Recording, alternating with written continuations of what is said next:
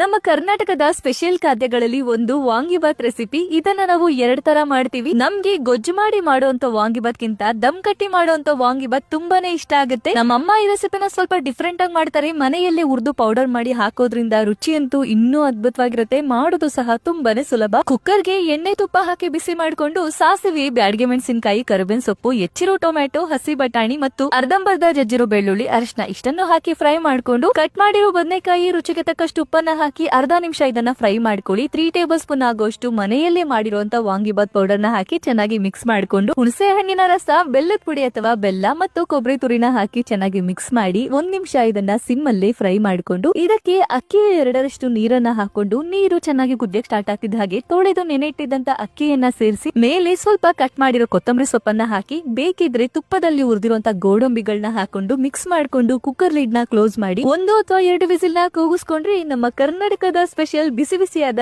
ದಮ್ ವಾಂಗಿಬಾತ್ ತಯಾರಾಗುತ್ತೆ. ಇದನ್ನ ಬಿಸಿ ಬಿಸಿ ಇರ್ಬೇಕಾದ್ರೆ ಹಾಗೆ ತಿನ್ನೋದಕ್ಕಿಂತ ಜೊತೆಗೆ ಮೊಸರು ಬಜ್ಜಿ ಅಥವಾ ನೀರ್ ಚಟ್ನಿ ಇದ್ರೆ ಅಂತೂ ತಿನ್ನೋದಕ್ಕೆ ತುಂಬಾನೇ ಅದ್ಭುತವಾಗಿರುತ್ತೆ. ಟ್ರೈ ಮಾಡಿ ನೋಡಿ.